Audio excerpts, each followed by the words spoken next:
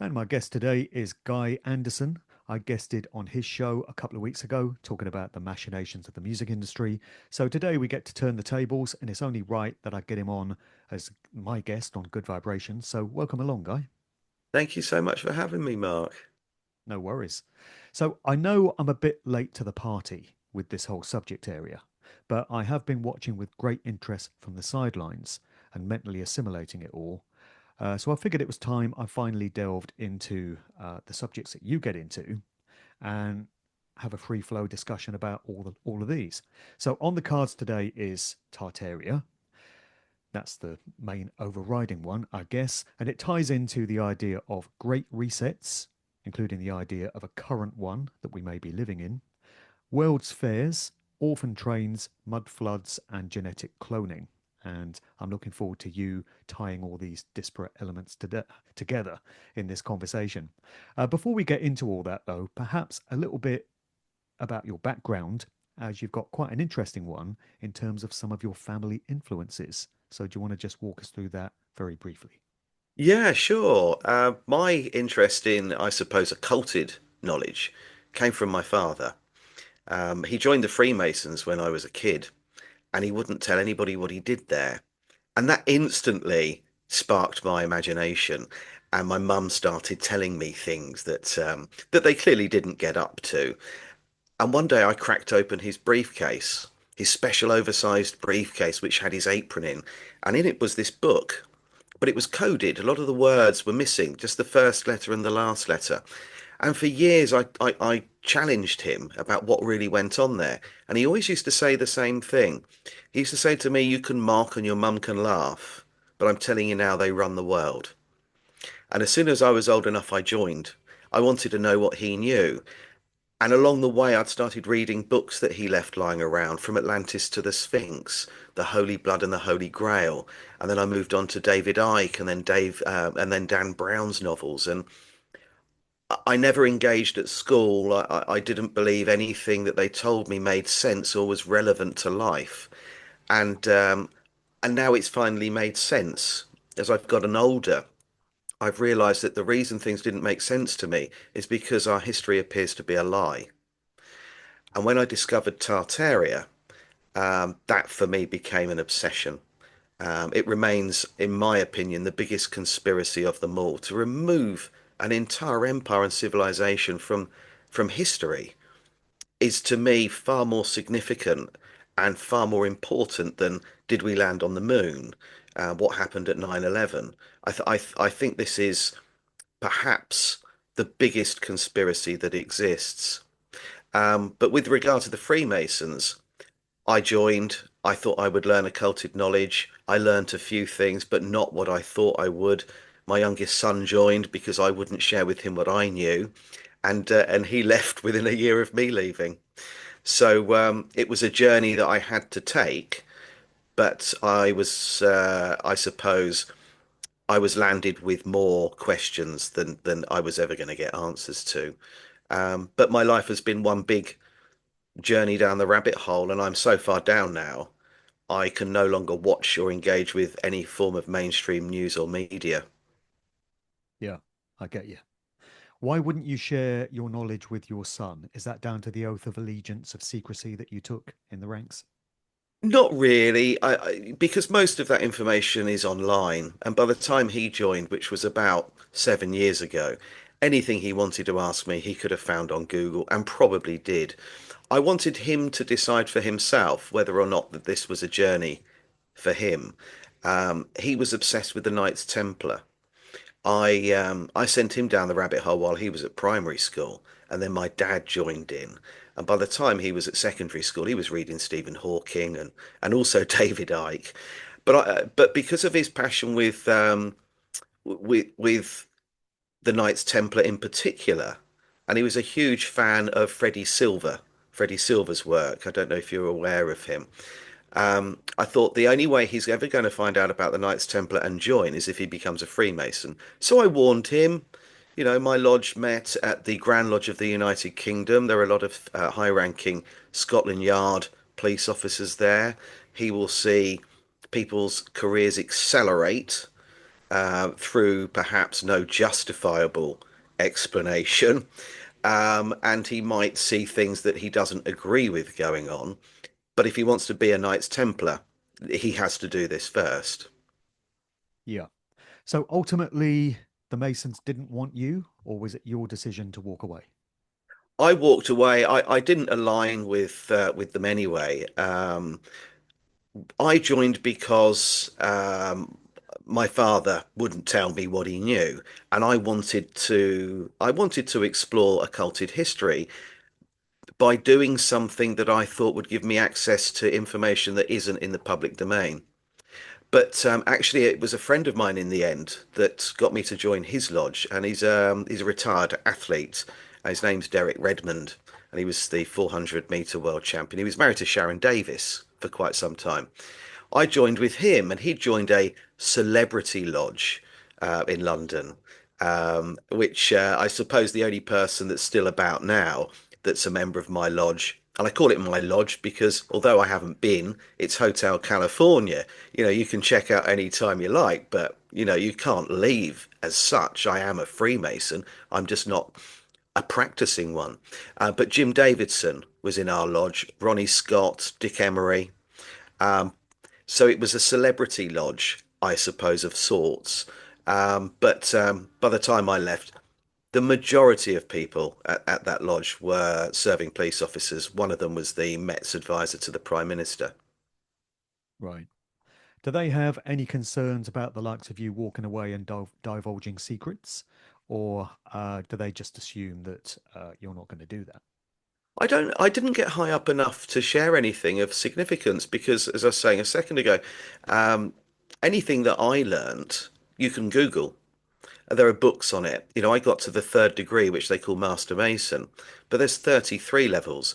You're not supposed to share the passwords. You're not supposed to share the secret handshake, which they call a grip. But that's about it. But again, anyone can jump on Google. There's probably YouTube channels out there showing the handshake and talking about the passwords. Yeah. So yeah, at the third of 33 rungs of a ladder, I didn't know anything that's going to change the world. And people leave all the time, sometimes because of ill health.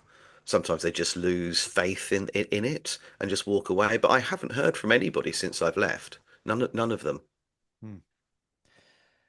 I've just finished reading Dan Brown's current novel, The Secret of Secrets.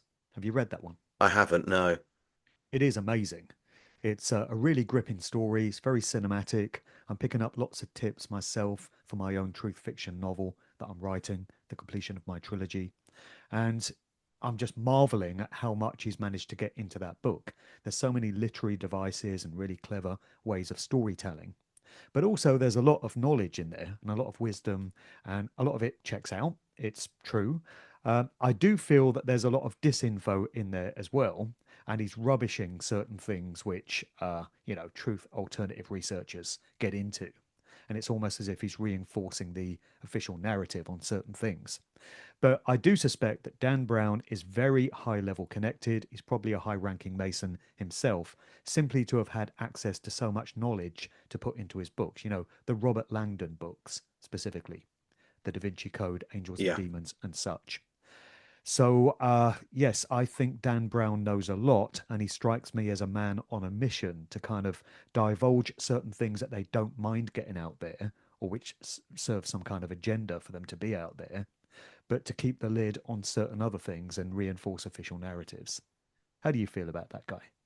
I think you're bang on. Absolutely bang on the money. The first book I felt wasn't written particularly well. I'm not about to say I'm the best writer in the world. I'm not.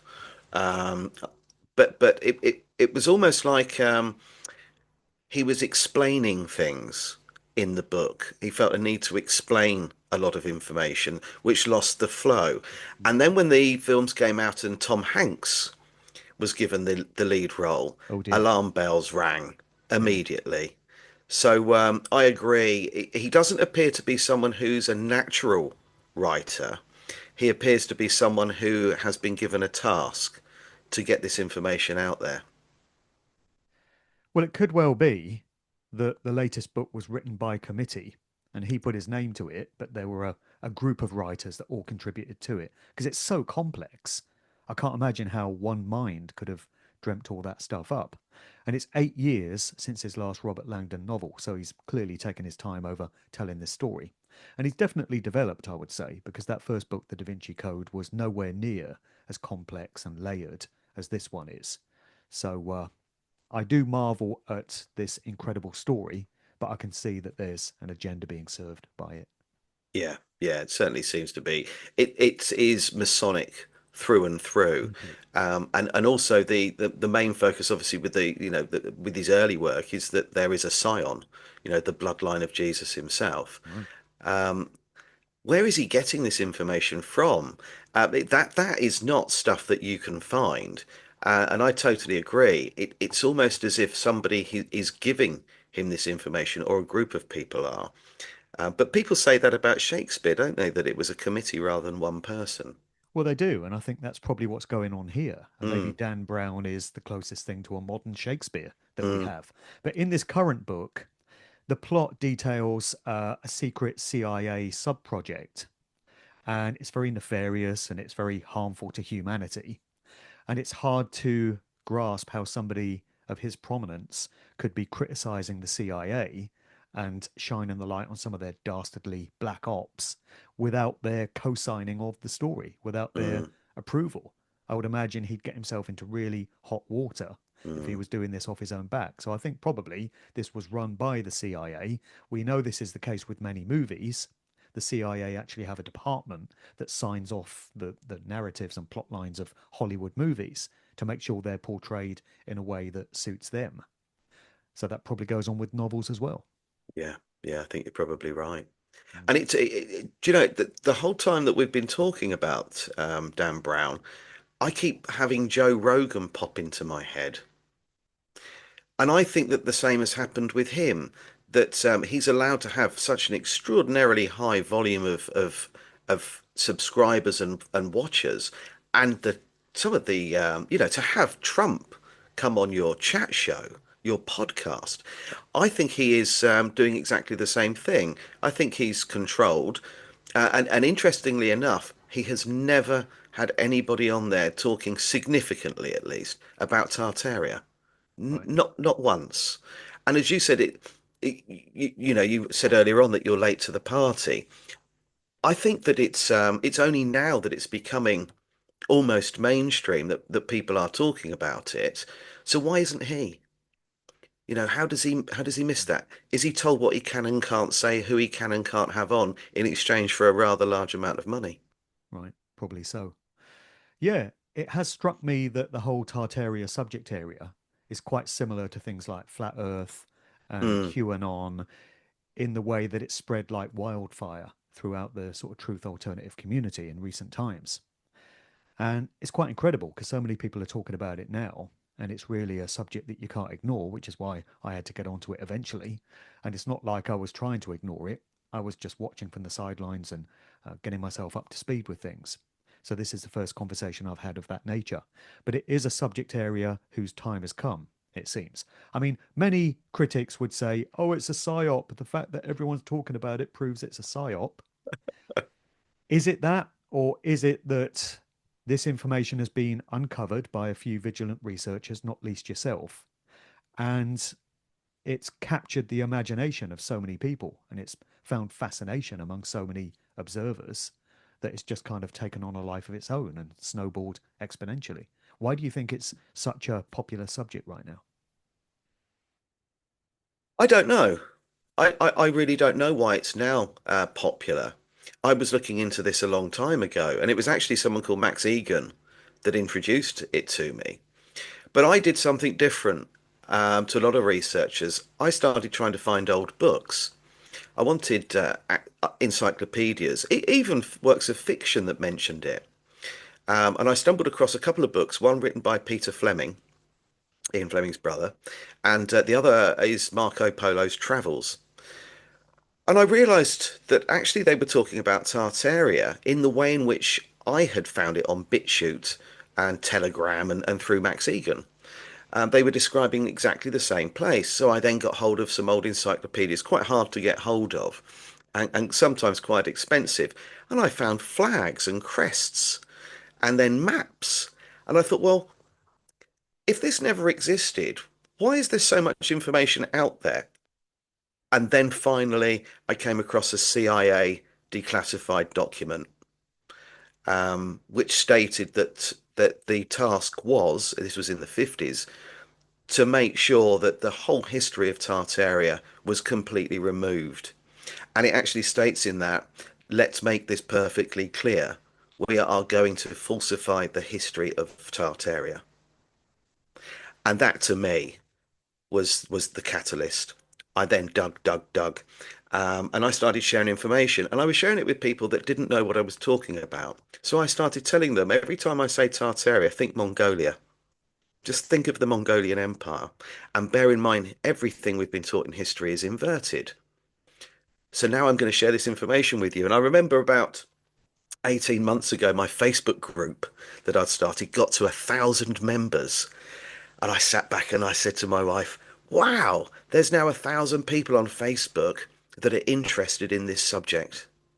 But now it's nearly 40,000. So something has happened over the last 18 months. And I think that that's a combination of um, lots of people, myself included, pushing and pushing this content out there to a point where other people have come across it, like yourself and like Richard Vobes, and even the team at Iconic, David Icke's sons, Jamie and Gareth. It wasn't on their radar, and now they're making a documentary about it in January. It suddenly boomed, and my hope is that it will get to a point where we have to throw our history books in the bin and relook at what we teach children at school and start again. Yeah. Peter Fleming, Ian Fleming's brother, he was a well known travel writer, I think, wasn't he? Wrote Yes. catalogues. Yeah, My Travels in Tartary was the book that he wrote. Yeah. Wow. Surprising that he was allowed to put that information out, possibly. Yes. Yeah, very surprising. And I often wonder, is that because as we were saying with regard to Dan Brown, is it because they have to? Are they fearing divine retribution? Karmic I do wonder that. retribution, sorry. I get into predictive programming and the concept of placing the truth in plain sight when it comes to music videos and movies and things of that nature. And one of the main reasons why they do this is to absolve themselves of karmic retribution, the way they see it. Doesn't matter whether anyone else places stock in that whole idea. They clearly believe in it, and it is one of the reasons why they do this stuff. I think there's also an element of mockery and Yes. arrogance and hubris. They're like rubbing our noses in it and, kind of reinforcing the fact that there's nothing we can do about any of it. So here you are, suck it up and make the most of it. I wonder what these so called elites would make of so much information now being out there about the Mm. Tartarian Empire and things like the world fairs and mud floods and such. Do you think there would be any kind of concern or panic on their part? Or do you think they're so full of arrogance and hubris that it just wouldn't bother them? I often wonder that myself, and a couple of times I've been told to be careful anonymously. I was doing a live interview. I think it might have been on Rumble. I can't remember what platform it was on. And a message popped up from someone saying, "Don't think we don't know where you live." And I've had a few things like that. And you don't know whether or not it's just a keyboard warrior that's got overexcited or whether there is something to worry about in that. But I kind of I live in the hope that they are so arrogant that they don't care. And somebody said to me recently, okay, well, if we're going through a great reset now, and we've heard people on the World Economic Forum platform say that we're going through a great reset. Welcome to the Great Reset. Let's say that they carry on with their nefarious activities, and we have a few more medical interventions offered to us, and we see, the death toll start to ramp up, and then we have a third world war, and they start doing other things, and we're slowly being killed off. Someone said, well, how are they going to get away with it? And I said to them, what makes you think they care? What are you going to do about it? How can you stop them? Who are you going to complain to? when the people that you need to approach for help are the very people doing this. It's like the world's got Stockholm syndrome. We hate the people that control us, but we go to them when we need help. What makes you think these people are going to do anything about it when you say the government's trying to reduce the population? I want you to do something about it. Or I think that this medical intervention ended the life prematurely of my family member or my friend. And what? And what? They don't care, and I think it is the arrogance. But I think it's going to be their downfall, their arrogance. Well, it's long been my hope that it will be. And look at what they have got away with. Think back to the Mm, nonsense of 2020 and 21. As far as I'm aware, not one single individual has served 1 day of jail time for the treason that occurred in those years and continues to now. They're all just walking around, free men and women. They've got away with it. They've literally got away with murder, mass murder.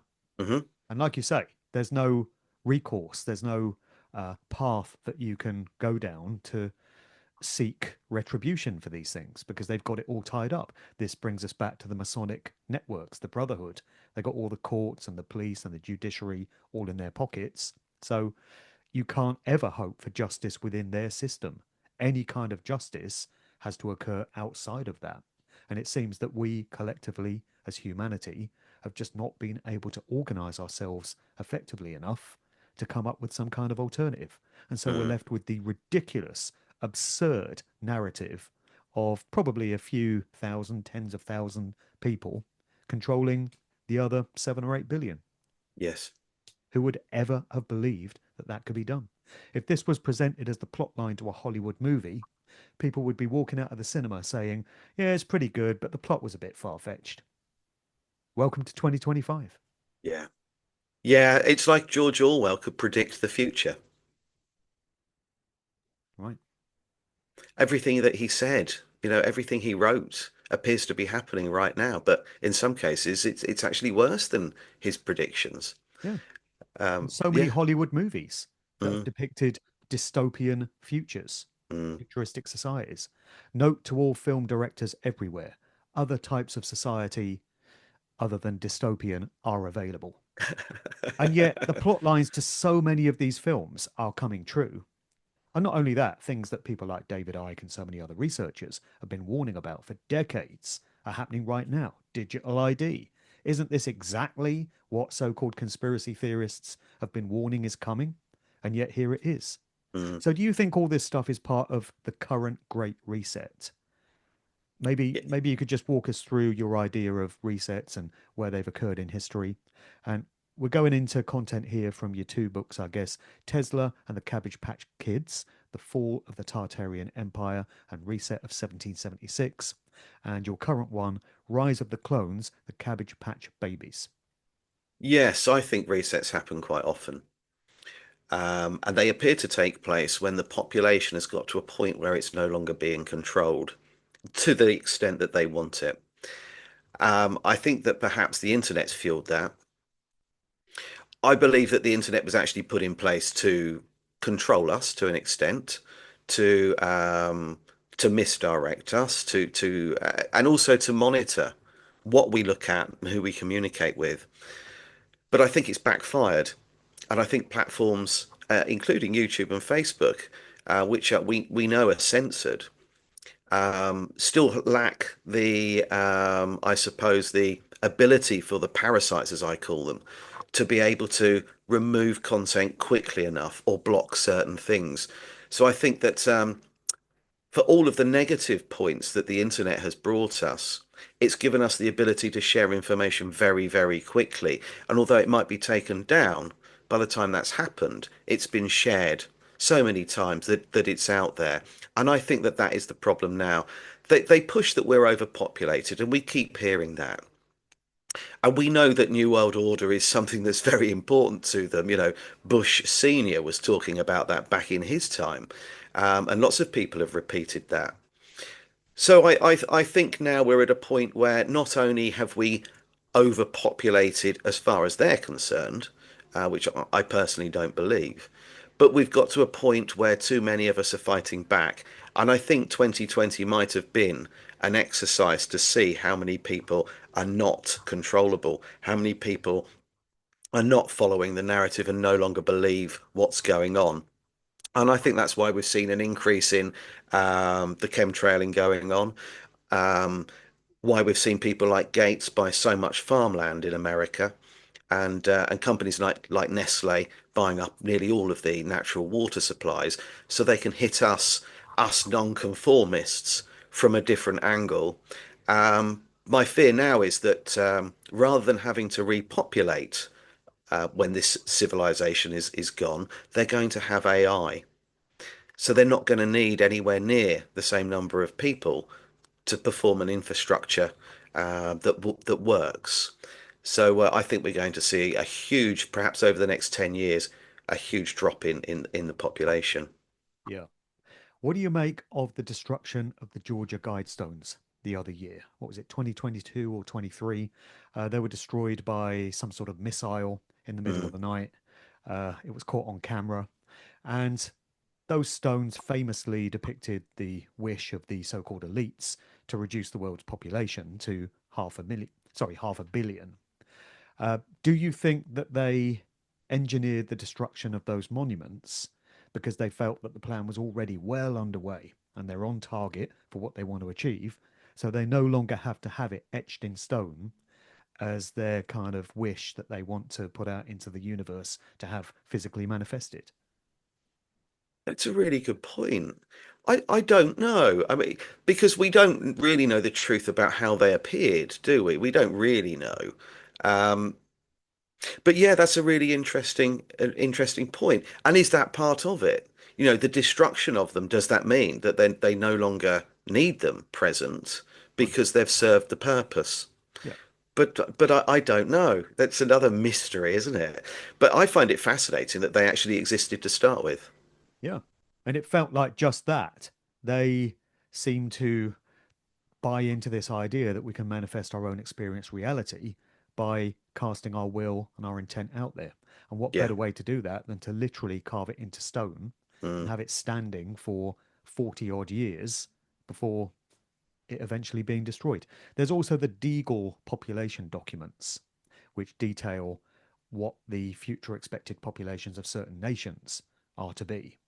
And they're quite alarming because population figures have declined dramatically when they project forward sort of 10, 20, 30 years. So I wonder if this again amounts to them placing the truth in plain sight. They're telling us they're reducing the mm, world's population through their own documents. And it's their way of escaping karmic judgment as they see it, but also, revelation of the method, telling us what they're doing.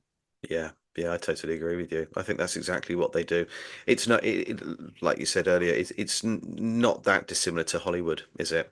They clearly have to tell us what they're doing, but whether or not that is because of karmic retribution or whether that is their arrogance, I don't know. I would hint that it's perhaps a combination of the two.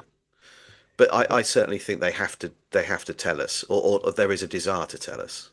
It's astounding to me that they're still getting away with it all because Mm, there are so many of us now, researchers, authors, filmmakers, so many people doing their own research on the internet. Like you say, this information is available in ways in which it just was not to previous generations. We've got all this information at our disposal. I know about Masonic handshakes. I've never been a Mason, but I know what the handshake is because that information is out there now. And it was mm, closely and jealously guarded for generations through the Masonic ranks. So all this information is out there. So many people know how to spot mind control symbolism in pop videos and how predictive programming works, but they're still getting away with it, even in spite of all this.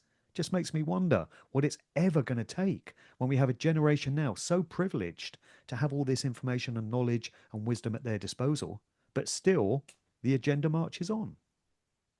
You think that we at some point may end up seeing a civil war? Yeah, I do worry about that. We seem to be Mm. on the brink of it, particularly in the UK at this time. Yeah, I wonder. I mean, it's something that my uncle said to my mum. Now, my uncle is a lovely chap, but he's not very exciting. I don't think I've ever heard him swear. He's never said anything outrageous at all. He's very quiet. He's a retired architect and does a lot of cycling and walking. He's not somebody that would ever say anything to offend anyone. He's very quiet and quite introverted. And for the last few years, he's been telling my mum, I mean, he's in his mid 80s now, he's been telling my mum that we are on the brink of a civil war and he can see it coming. And he's the last person that I would believe would think that.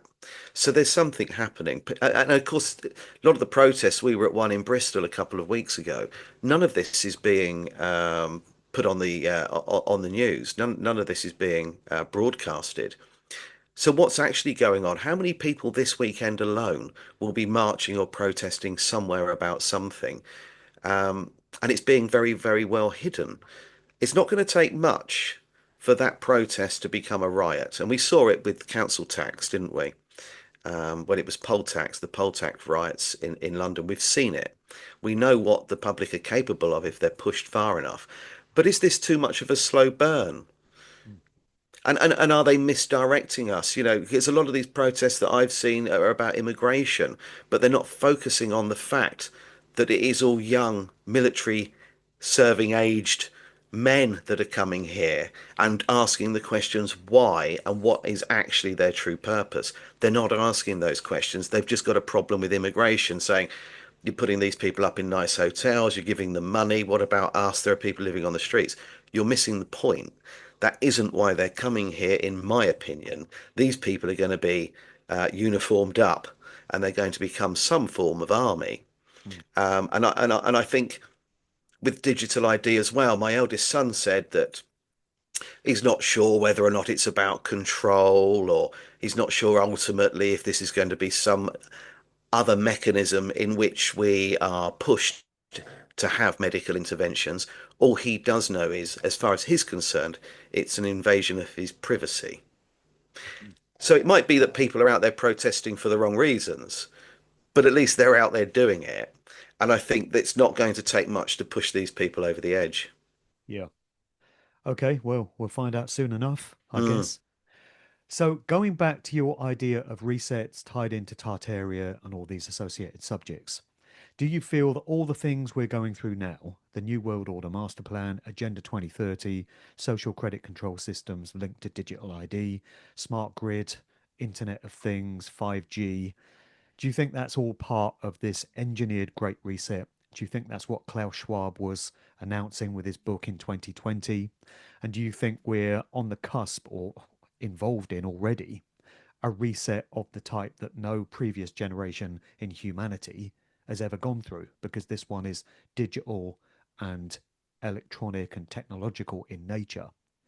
Do you think that's what we're experiencing right now, us lucky folk? I do. Yeah, absolutely, Mark. But it mirrors exactly what happened last time because we used to live in Northamptonshire and they'd built a super prison just before we moved away. Um, Yeah, Wellingborough. yeah, and and I believed at the time they were building that its ultimate purpose was to store, if you like, store people just like me. People like you, people like Richard Vobes and David Icke. To be in the same block. Yeah, yeah. I mean, look now. I think over 4,000 people have now been arrested in the UK for what they've written online. Um, and we know some of them have actually been incarcerated. So when you look at what happened before, we had a lot of civil wars.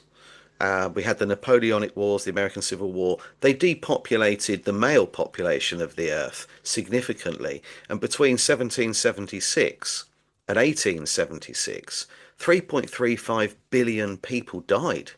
It left a population of 1.3 billion people.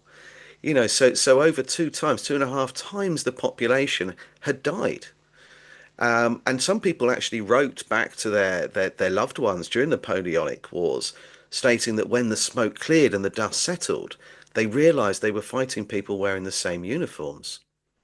Um, so I think that they're going to depopulate, but back then it seemed to be through war, and we also had outbreaks, like for cholera, for example. And then they did something really clever. They introduced the Lunacy Act. And one of the stipulations was if you had lost your husband in battle and you were widowed, and you had children, there is no way a woman was considered able to raise those children without the husband, the father. So you were committed. It was one of the grounds you could be sectioned for, committed for life, because your husband died in battle. That gave them the children. And children appear to be a common theme. It's always the children, isn't it? If we look at the BBC and Epstein's Island and so on, the children seem to be the ones that pay the ultimate price. And I don't think anything's changed. They're still being trafficked. Social services are taking children away from families, sometimes without actual just cause, and they're being lost in the system.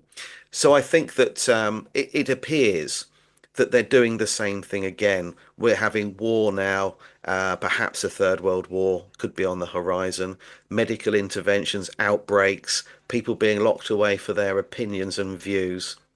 So it kind of mirrors what happened when Tartaria fell, but in a more technologically advanced, certainly how we see ourselves as technologically advanced, a more digital way of doing exactly the same thing. And I think that this has been going on for a very long time. Perhaps the first example would be the Great Flood. Mm. So the Tartarian Empire, what geographical area are we talking about? What modern day nations would we recognize as previously having been part of Tartaria? Well, Tartaria itself was a region and it covered most of Asia and also Russia and went into Eastern Europe. But it sort of span across the northern hemisphere, and I always refer to it as an echo of Atlantis. It was almost as if somebody from the Atlantis time, the Golden Era, had passed information along, perhaps through priests, perhaps through bloodlines, but had passed information on, in particular, how to harness energy from the ether and work using cymatics and frequency. So the ethos appears to have travelled across the world, and that's why we see buildings in places like Tasmania and Samoa that kind of mirror what we would expect to find in places like London, um, and also that why there are buildings that shouldn't be there. You know, in the middle of nowhere in Australia, for example, I can't remember the name of the area, but they held a World's Fair, one of the first in Australia. No one lives there. No one lives there still today. Yet you've got these buildings everywhere, and they seem to mirror the same architectural design and ethos, if you like, that we see happening across the world. So it was really an expanse of land, but it was an ethos. Um, they called it Great Tartaria, Great Tartary, Grand Tartaria, but it broke down into regions, Chinese Tartary, and so on. But slowly that was broken down, and all we were left with was Tartaria, which was changed to be known as Mongolia. And that's all we had left. It appears that the last functioning country running using their technology, building in that way, was Germany. And the last city that appears to have, I suppose, shown very similar attributes to what we would expect to find was Dresden. Oh, the Dresden that was bombed heavily in the Second World War, that one. Mm, yeah. And I think that's the purpose behind a lot of wars. It's Getting rid of the not, evidence. yeah, people say it's always about money, but I don't think that it is, and certainly not today. I think that war is actually to do with depopulation, and I think it's to get rid of certain architecture or fines. There are people out there that believe that Saddam Hussein had found a Stargate. I don't know whether he did or not. I don't know. I'm not high enough up the food chain. But that could explain why he suddenly had weapons of mass destruction and was a threat. My eldest son worked for a bank in Australia for years, and he worked with a lad that had just come over from Afghanistan. And he said to him, "What's it like with ISIS? With ISIS and Al Qaeda, what was it like growing up with them?" And he said, "I didn't until the CIA arrived dressed up as them and started telling us we should fear them." Hmm. Straight from the horse's mouth. So I think that depopulation serves a couple of purposes, but perhaps the more upsetting one being that they actually take great pleasure from watching us kill each other. Hmm. I remember growing up as a kid, finding tartar sauce in Yes. pubs. You'd put tartar sauce on your chips. I don't see tartar sauce anymore. Maybe that's a remnant in the name of the Tartarian Empire, but I don't see tartar sauce in pubs anymore. It's Is this funny part of the though. cover up? It's funny because I've said to people over the years that actually that's one of the last remaining signs. Well, it's We proof still, that it existed, isn't it? yeah, and we still get it actually. Whenever we have fish and chips from the chip shop, we do get it if they've got it. We've normally got a jar here, but steak tartare is Mongolian or Tartarian, and they used to put the meat in their saddlebags, and it would tenderize by banging around in there and being sort of bashed around over a couple of days. And that was steak tartare, but the sauce was actually French, and it was created to go with the steak. So originally it wasn't for fish at all, but it's the steak that's Tartarian and the sauce is actually French, which is quite strange. Right. So when the Tartarian Empire disappeared, did it fall as part of some natural organic process the way so many empires have through history? Or was it specifically systematically destroyed and taken out, in your view? Systematically. I've been looking at the work of someone called Michelle Gibson, and she believes that, as far as I'm concerned, and lots of other people, we're on some sort of electric circuit board, ley lines, if you like. And she believes that they were spiked. And that star forts, these incredible structures called star forts that exist all across the Earth, there's 319 of them. They're incredible to look at, and I'd urge anybody to jump online and just type in star fort and have a look at these. They represent the same shape that water makes, a molecule of water makes when subjected to 432 hertz.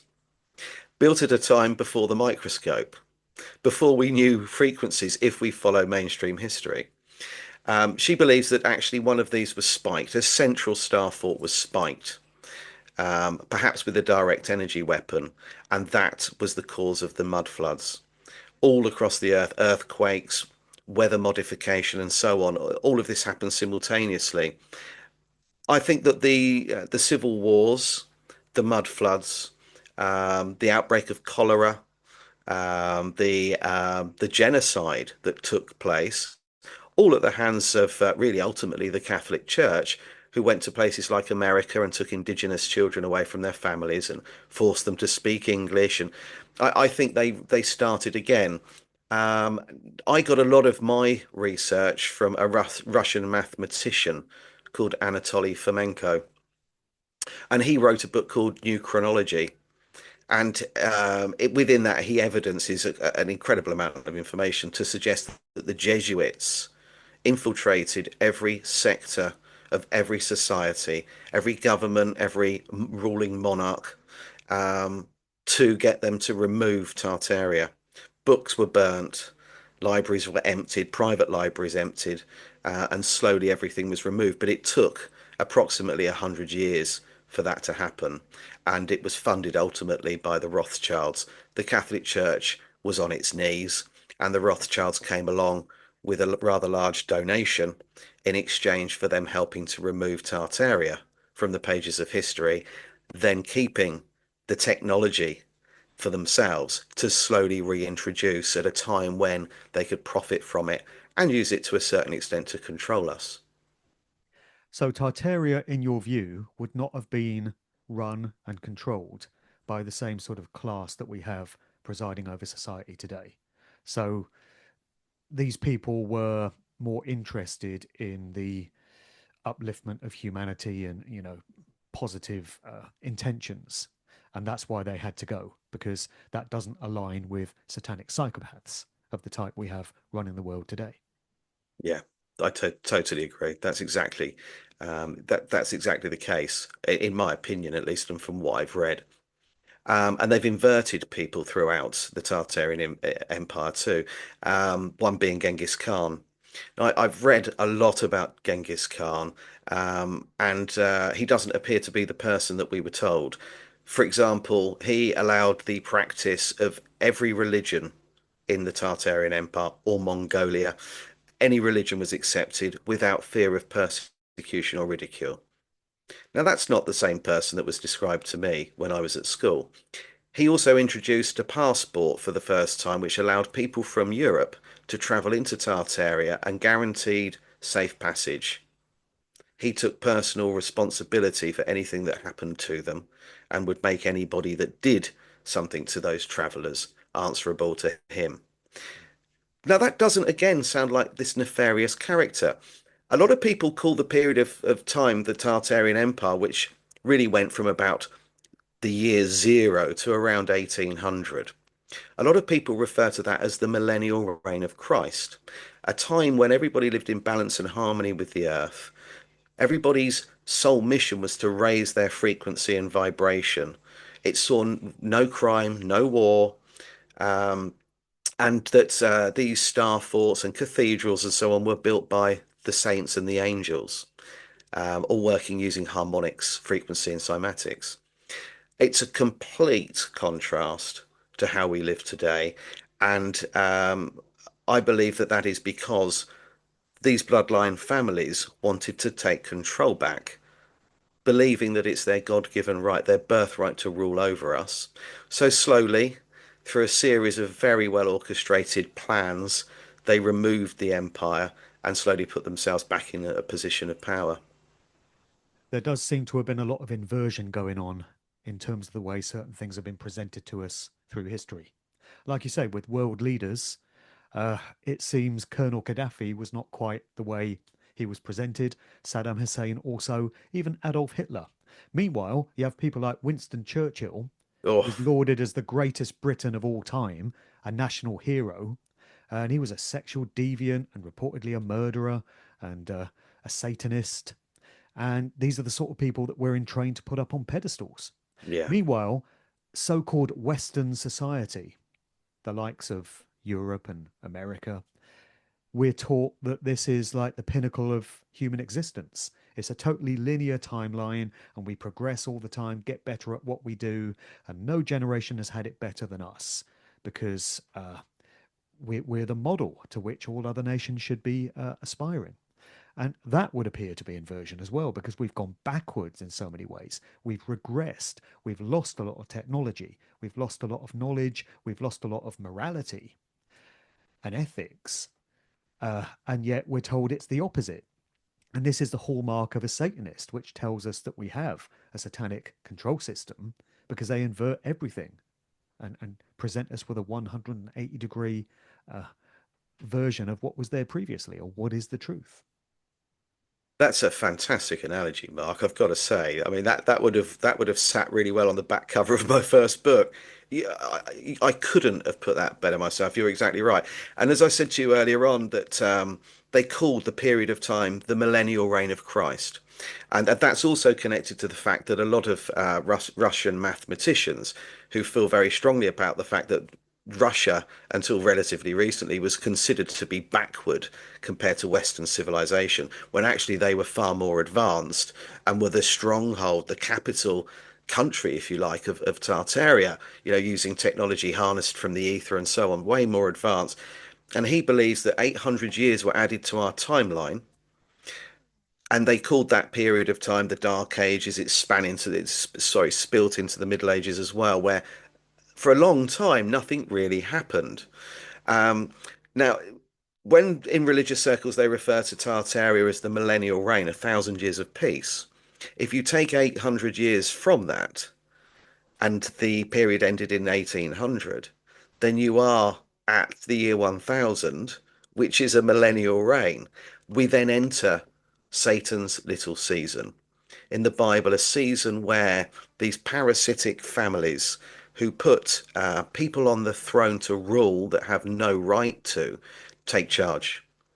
And that appears to be what we're in right now. And that was the 4th of July, 1776, the start of New World Order. It's there for everybody to see. The Statue of Liberty, is proudly showing the world this. Lucifer's chain broken free around its ankle, when I think that statue is actually bastardized. And interestingly enough, to support Anatoly Fomenko's theory on the timeline being falsified, if you look at the M on the Declaration of Independence that the Statue of Liberty is holding, the M's out of line. It looks like it was added at a later time. So, yes, we appear to be in Satan's little season right now. Whether that's metaphorically alone or not, I don't know. But it is satanic and everything's been inverted. I've done an awful lot of research into Hitler, and he is not who we are told.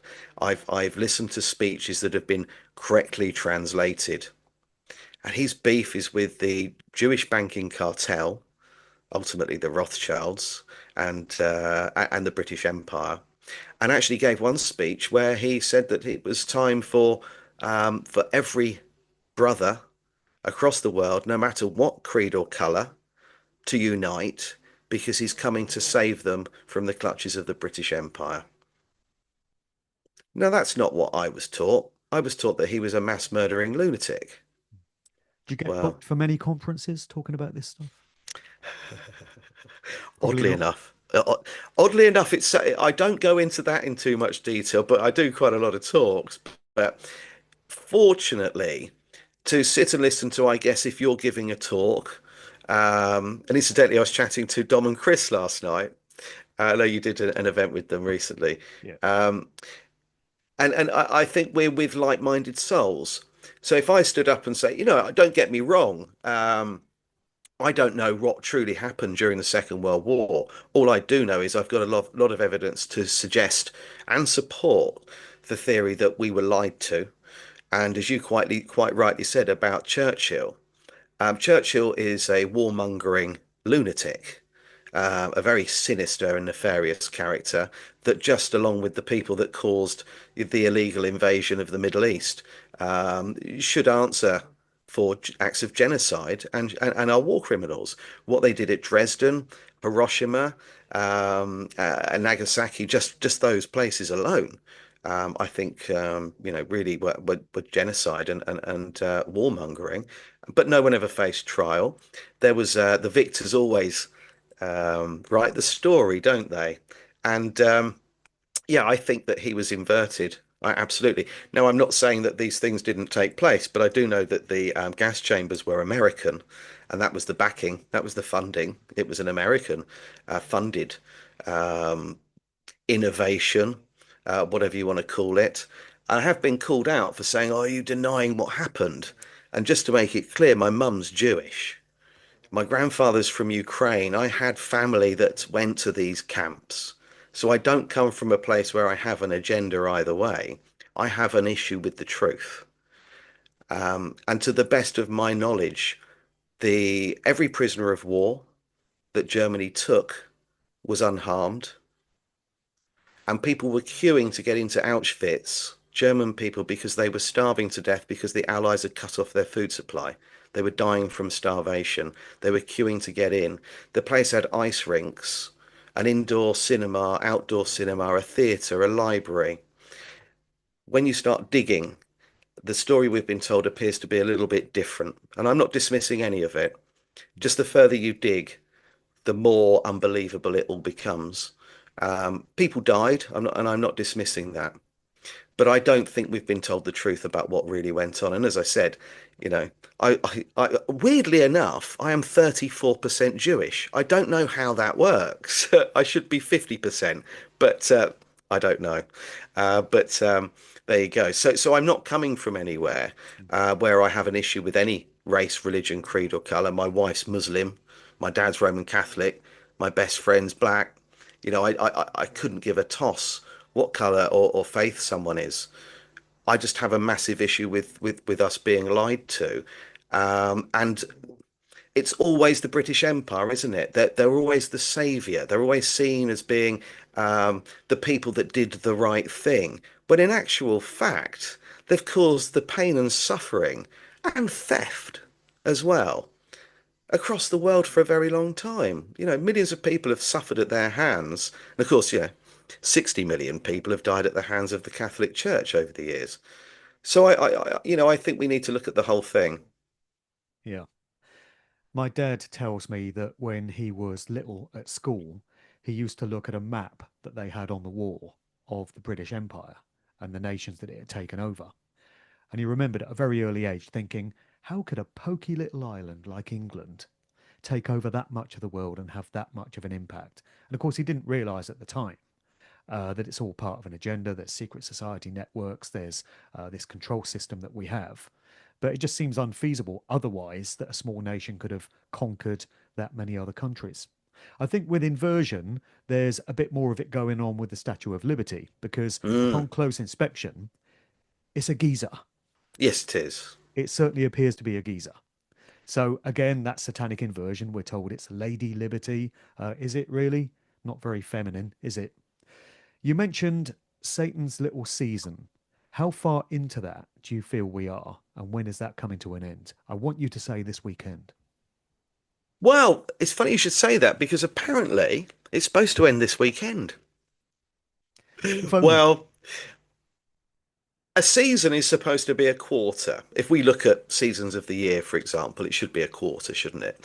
So, in theory, um, if we break down periods of time, then that would suggest that if the millennial reign of Christ was 1,000 years, then a season should be 250, which would mean that it would be over by the 4th of July next year, because it started on the 4th of July, 1776. Oh, well, But I don't that's see that treason. happening. I think Would be nice. it would be nice. But I watched a podcast from someone who'd infiltrated ChatGPT, got through to another level, and they work with AI. It got quite a lot of views, it's up in the millions. And they'd asked it a series of questions, but done it in a careful way. So they set parameters and guidelines for ChatGPT to follow. And in the end, it said that basically that 2032 was the point from which there was no return. And that was when it believed that the agenda um, has kind of planned for people that are willing to follow the mainstream and continue to be controlled to have something like the Neuralink fitted. So we have this hive mind, this hive mentality, and that by that point, people that don't have the digital ID don't get the Neuralink fitted will be outside of the system, a little bit like we see in films like, dystopian novels and so on, a little bit like Terminator or The Matrix. We're going to end up in that kind of situation. And that it said that people are using ChatGPT to a point now where it might be difficult for some to continue their employment or finish their masters or PhD without it because it's doing a lot of the work for them. So you imagine if you'd landed a job and ChatGPT was doing it all for you, and one day you woke up and it said that this option's only available now for people with the Neuralink, that you can't access this information. There's going to be a lot of people that buckle and go for it, not knowing that ultimately that's its objective. That appears to be the objective with ChatGPT, to get us to a point where we become so dependent on it we can no longer function without it. And then the threat of it being removed results in you having to take drastic action, and that the rest of us will be outside the system. It also says in the Bible that the mark of the beast will be on the hand or the forehead, and the hand is where a lot of people are suggesting this Neuralink's going to go. Sorry, I beg your pardon, this digital chip is going to ultimately go, and the Neuralink obviously in the mind. So that does seem to align with prophecy, that we're heading that way. But yeah, 2032 appears to be the end. That's the end of this, and we'll see what we're left with. But it'll be interesting to see what happens on the 4th of July next year, because that will be 250 years from the beginning. It will. There's a music video that I've been showing in some of my recent talks from 1985. So it's 40 years old. And it's from a group called the Family or the Family International, which is effectively a sort of mind control religious cult. And this song and video was put together by Jeremy Spencer, who used to be in Fleetwood Mac. And he Oh, left right. Fleetwood Mac very quickly in 1971 and joined this cult. And he was the musical director behind this project. And it's called Kathy Don't Go to the Supermarket. And it's got this cheesy, sort of quite dated looking video, but it depicts this girl going to her local supermarket, and people are only able to buy goods if they've got a chip in the palm of their hand, which they run across a scanner. And then there's a guy standing by the checkouts who decides whether they're allowed to make these purchases or not. So that's what we're heading towards. I'm Mm. hearing that Tesco is trialing something like this already in some of its stores, whereby it's going to limit the amount of certain types of products that you can buy. So if it feels that you've bought too many bottles of vodka this month, it's going to say no more. It's going to make the decision for you. And that's what was depicted in this music video from 4 decades ago. So it's quite clear that this is an agenda. Well, first of all, it's very real, and it's been known about by those on the inside for fucking ages. And it's only now that the rest of us are being allowed to play catch up. So, just some very stark reminders that this stuff is very real. It's out of the bounds of conspiracy.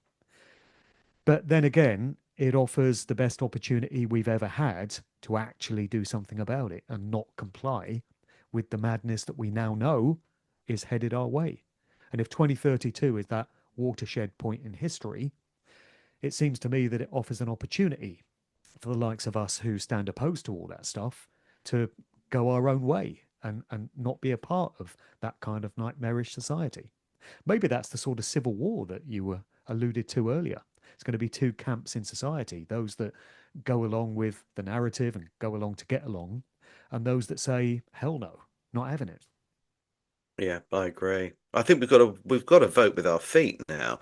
If Tesco's are introducing that, then we boycott Tesco's. I mean, I try not to use Absolutely. supermarkets And if anyway. Sainsbury's do it, boycott Sainsbury's. Yeah, Send a very absolutely. clear message. Yeah, and I think that's what we've got to do. And people have got to accept the fact that, this is not a time to be lazy.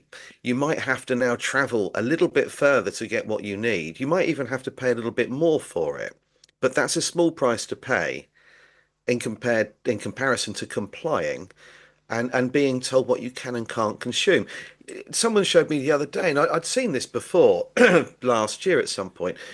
They'd bought a sandwich. They were in London. They'd bought a sandwich, and on the back of it, it told them what their carbon intake was, or their carbon footprint was as a direct result of this sandwich being made. And I thought, well, here's a really good solution. Take the crap out of it, the chemicals, stop wrapping it in plastic packaging, and at least give the person that's eating it a fighting chance. We've got to boycott these places. And Absolutely. it might mean that you can't travel somewhere you wanted to. And I understand that there would be people that took the medical intervention in 2020 because they were stuck somewhere. They needed to get home or they needed to get somewhere or were going to lose their job. I understand that, and I'm fortunate not to have been in that position myself. But there were a lot of people that didn't question it, thought it was someone eating a bat from, a wet fish market in Wuhan, and off they went, rolling up their sleeves. I don't know if there's much we can do to help those people. I think they will comply regardless of what we show them. It's just going to be us, the rest of us that are going to fight back. Absolutely. Just going back to the idea of world's fairs, then, what, in your estimation, was the purpose of those? Because you had these amazing buildings, these monuments, which must have been very elaborate and very complex to construct, and they were effectively torched, shown off for a short period, then completely destroyed and erased from the history books. That seems incredibly wasteful. What do you think was going on there? Whitewashing and brainwashing. They serve two purposes. If anybody's ever been to or heard of the Ideal Home exhibition, it's kind of a bit like that. They were all really ultimately the design, if you like, of the British Empire to flex its muscles.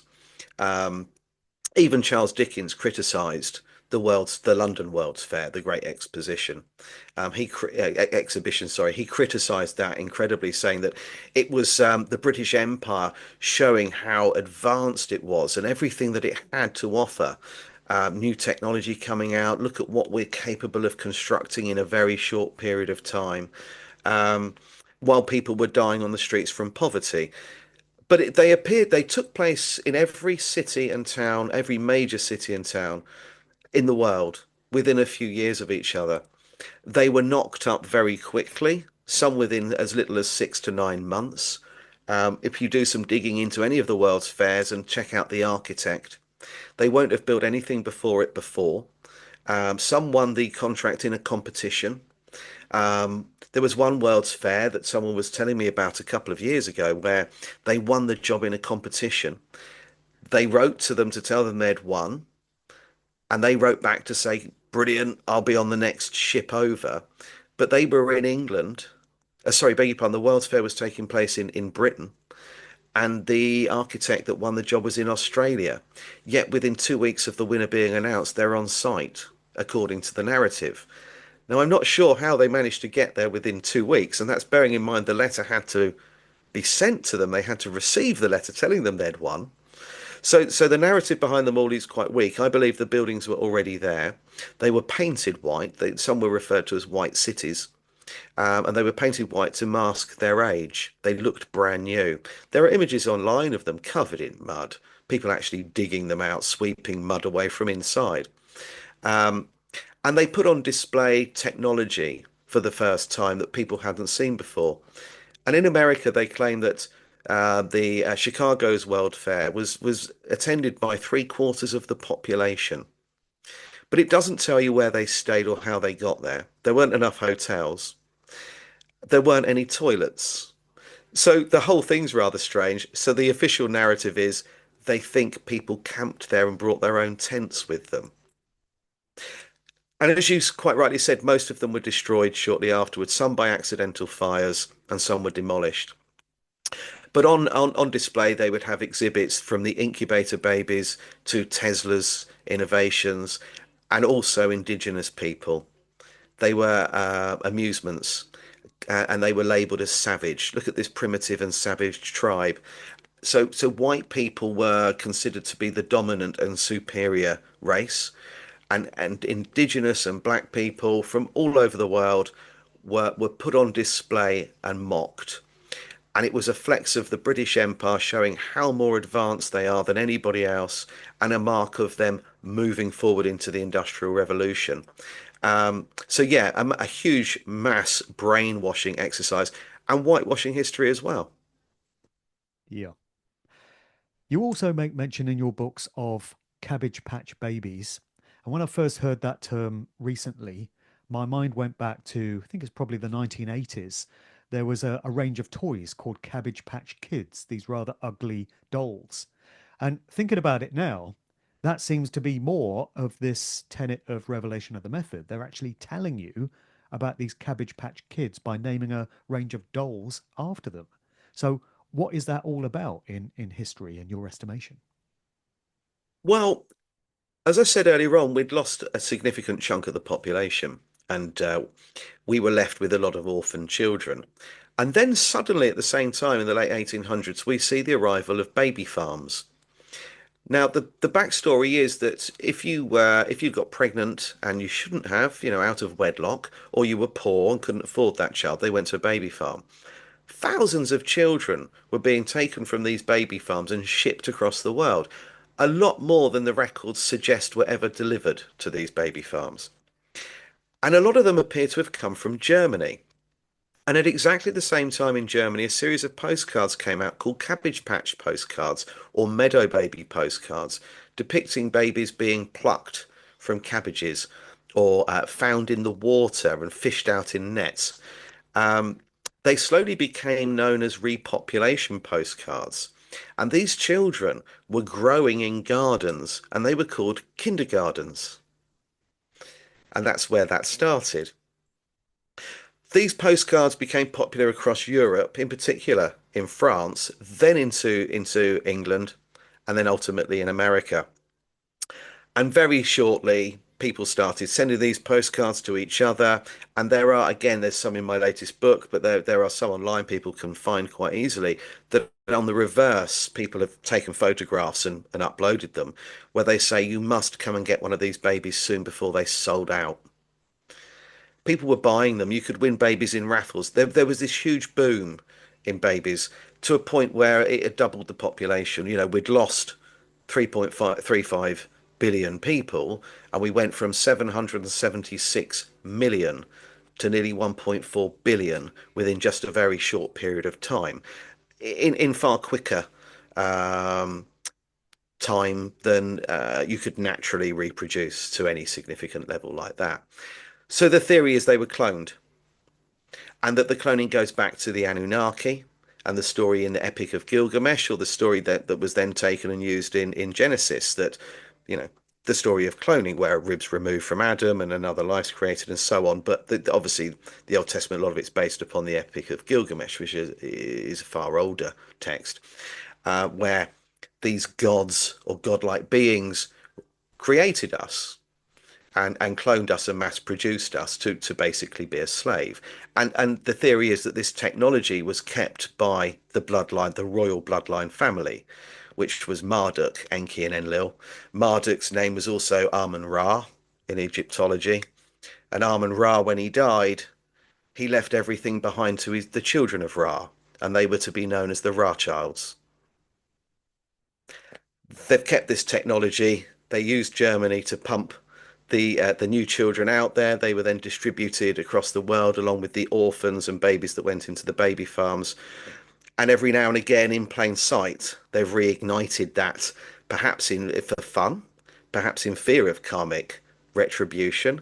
But the biggest telltale sign of our time would be the Cabbage Patch Babies. And the interesting thing is, the marketing story that Xavier Roberts came up with is that he climbed through a waterfall, he cut through some roots and vines, found himself in a row of cabbages, and inside these cabbages were babies. And one baby spoke to him and said, "Please save us and find people that will adopt us, because if you don't, we've got to go and work down the mines. We will be miners." Mm. You look at the Industrial Revolution, all of the pictures of the people working in the mines are children. They're all miners. So it looks like that the workforce behind the Industrial Revolution were children, and because that's all they had at their disposal at the time. Also known as minors, Yeah. minors. Mm. And it seems as if they were getting rid of the adults with all the memories that they had and their history and their heritage, and bringing in new generations through these children who had no recollection of what had gone before, so that they could be indoctrinated and brainwashed with the new version of history and go forward thinking that's reality. And history, so-called history, evolves from that point. And the real history has been scrubbed and largely destroyed, negated. Yeah. Yeah, absolutely. And it's the use of the word great. Now, if you think about the Great Fire of London or the Great War, you know, some people refer to World War One as the Great War, and or the Great Fire of this, the Great Flood. There's nothing great about it, not in the way we use that word. Great But when Britain, Great Britain, there's nothing not so great great fun. about. Yeah.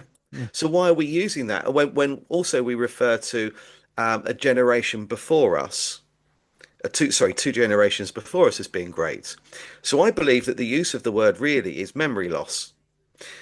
So when an event takes place that is considered to be great, whether it's a great reset or a great fire or a great flood, that actually what that means is that each generation from that point on loses a little bit of the history and information. And so by the time, if your great grandfather experienced life in the late 1800s, early 1900s, tells you what it was really like, they'll obviously have told you that the earth's flat at school and a very different history to us. By the time that got to your grandfather, that it had been diluted slightly, then your father, then to you, then to your children, the history is almost gone. And that appears to be what great stands for. It's the removal each generation of a little bit more knowledge and information. Yeah. In a previous conversation that we had, you hinted that there might be some sort of overlap between the sort of stuff that you're talking about here and what I get into in my so called God series of videos, which are ongoing. This is where I'm questioning the true nature of this realm in which we find ourselves and the true nature of whatever force or entity could have created it and to what end. Do you think a lot of what you talk about in your book ties into some of the stuff that I'm talking about, or at least some of the questions that I have? Because a lot of what you presented today and I do want to try and end this conversation on a vaguely positive note if we can find one. It's obviously quite dark and devastating. It's not welcome information. And it just reinforces for me the fact that we live in a hellish kind of realm where this kind of activity can take place in the first place and is allowed to occur. So I don't know what thoughts you might have about the God question and how all this stuff ties into it. This is something I ask myself all the time. As recently as this morning, I ask myself every day if there is some um, loving, caring being looking over us right now, why is this all allowed to happen? And if Jesus died for our sins, how does that explain a child dying from cancer or being stillborn? Now, in religious circles, the answer is always, well, it's God's will. And my answer to that is, okay, then stop asking for donations when I walk into a cathedral or a church, because if it's God's will, then that church will stand and continue as long as God wants it to without me interfering. Right. So you can't pick and choose what God's will is. To me, I think it's all hijacked. I think that we are all connected to something. I think there is some sort of creator. I think it's probably energy rather than a man with a beard in the clouds, which is often what we depict your first thought of God. If you were asked to draw God, very few people would draw a ball of energy. They would draw a man with a beard sitting in the clouds. Um, I think religion's been hijacked. I think they've taken old stories and twisted them in and given us a set of rules to follow, 10 commandments, which came from the 30 commandments or 30 rules in the Egyptian Book of the Dead. And I think that we have been told not to question it and told that there will be consequences for our actions if we don't follow it. And it's been used to shed a lot of blood. So I think that religion has been hijacked. I think the gods in the Old Testament are nefarious. They're not very loving, that's for sure. Very jealous gods, um, who are prepared to wipe us out in the blink of an eye, and sacrifice and so on taking place. So I don't think the Bible's talking about a God that we would consider. Perhaps the New Testament does. Perhaps that's different. I think they're two different books written by two different people, or peoples, or committees. But I do think that we're connected to something beautiful, and religion has been used as a tool to disconnect us. And I think actually, if you look at the Bible and read the Old Testament, that it may be the other side that have written this. But it's getting that message across to people. You were indoctrinated from such a young age into it. It's very hard to break through. But I ask myself that all the time, Mark. And I think that with regard to heaven and hell, perhaps that is how you choose to live today. That you can take pleasure from even the smallest things in life, or you can focus on the negatives. And my brother often asks me that with all this information I research and everything that's in my mind, how do I sleep? You know, everything's constantly a very low vibrational kind of theme that I'm talking about or investigating. And I always say the same thing. The fact that I know this information means I can share it with others. And the more people that are aware of what's going on and what's happened in the past, the more likely they are to do something about it happening again in the future. So that's a positive in itself. Forewarned is forearmed, I suppose. And I live in the hope that one day I will wake up during my lifetime and see that enough people have now realised what's going on. We'll overthrow them. We are the 99%, and we'll get things back to how they should be. And I hope that I do see that. I do believe that I will. Hmm, great. And if it happens this side of 2032, then so much the better. Yeah, absolutely. Yeah. Well, that seems like a really great note on which to leave this conversation, Guy, which has been awesome. Really enjoyed having this chat with you and getting your insights. Do you want to just remind the viewers where they can get hold of your books and anything else you've got going on? All those conferences you get booked at to talk about Hitler and stuff, you know? Yeah, I mean the best place to get my work or read my blogs, because I post on Facebook every day and it's sometimes a little bit too sensitive, so I'll put the guts of it there.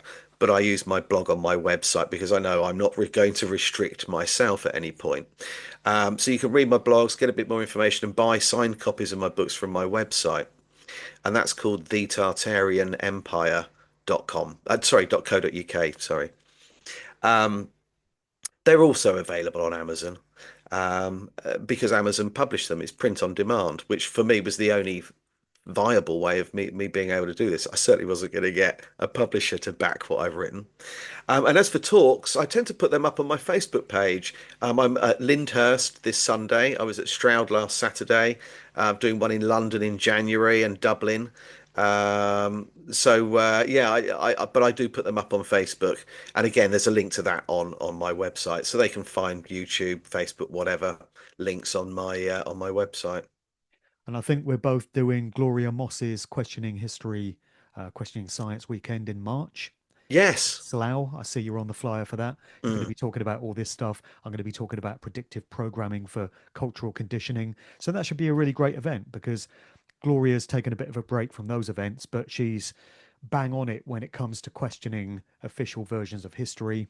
And she's that rarest of entities coming out of academia but being mm, prepared to question everything that she's been told through her life.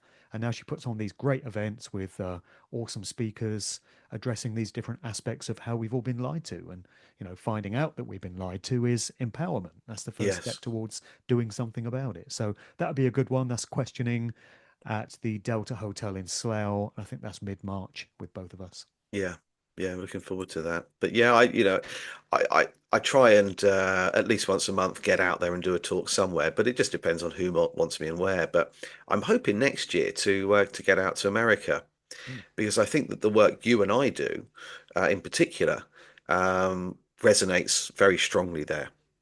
A lot they took they the shitty end of the stick with a lot of this stuff at the hands of the British Empire. I think with America, you have to locate the right cities and the right states that are going to be open to this because a lot of the cities there, sadly, a lot of the big prominent ones are woke as hell and they're just got. And it's very difficult to find enough people that are interested in discerning the truth. So you just have to pick the right cities. I'm sure Yeah, American viewers watching this will be able to advise where they are. yeah. Yeah, I hope to get out there because one, I've been there a few times, but I haven't been to a lot of places I would like to see. Certainly now with different eyes than I had back then, knowing what I'm looking for. But yeah, I mean, but one place that's at the top of my list actually is Austin in Texas. I hear that's a really good destination, Mm, really good place that would be open to this sort of information. mm. Yeah, hopefully I'll make it. Yeah, hope you do. All right, mate. Well, thanks for coming on. Great chat. Really glad we did it. We didn't actually get into the whole cloning thing and the Anunnaki and stuff like that. So maybe there's a separate conversation there for the future at some point. Yeah, I'd love to do that. Yeah, absolutely. That's something I've been researching for a lot longer than Tartaria. Hmm. So yeah, I'd love to. Absolutely. Okay. Well, thanks for coming on today. Thank you for having me. Cheers.